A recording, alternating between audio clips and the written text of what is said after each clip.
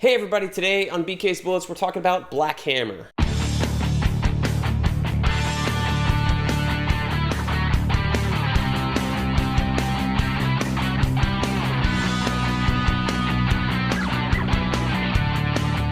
Hey everybody, welcome back to BK's Bullets. As always, I'm your host, Brent and today we're talking about Black Hammer from Jeff Lemire and Dean Ormston.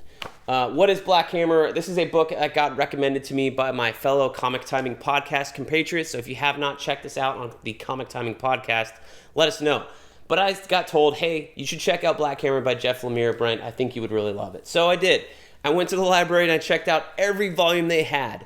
So today we're going to cover volumes 1 and 2 because they're kind of one story.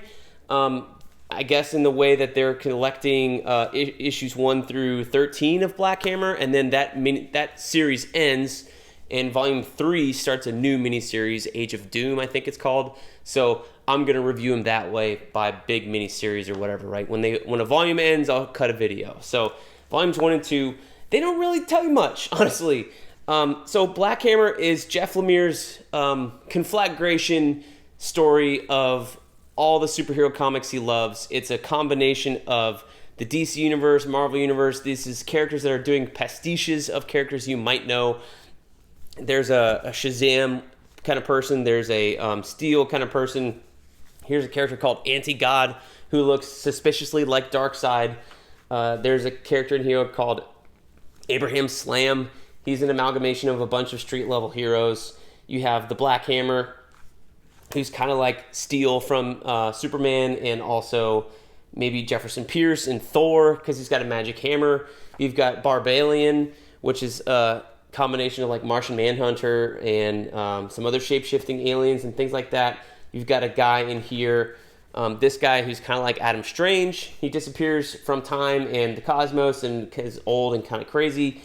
And, you have...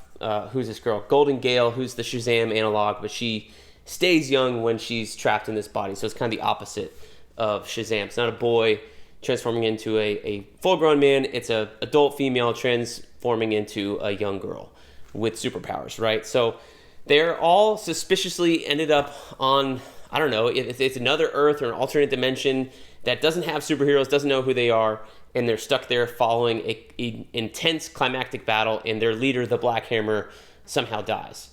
And the end of the first volume ends with his daughter coming, and she's kind of spends most of the second volume digging into the town more than the main characters have, because volume 1's a little bit more like, here's an issue about this character, while we're also going to move the plot a little bit forward. And then the next issue is another about this character, moving the plot a little bit forward, until you get to Black Hammer's daughter coming in. And then she spends most of this second volume investigating the town and saying, hey, things are up here. And you get kind of the a little bit more background stories on the rest of the characters. And it ends in a cliffhanger with her, being able to pick up her dad's hammer, basically. And that's kind of where it ends. So for the first 12 issues, it's an interesting story. I'm intrigued. But should it have taken 12 issues to get to that point? I really don't think so. I think we could have done it in 6. So to get me to pick up the first 12. If I didn't already have the other volumes from the library, if I'd spent money on the first 2, I probably would not have picked up the rest of them after reading these first 2 volumes, to be honest.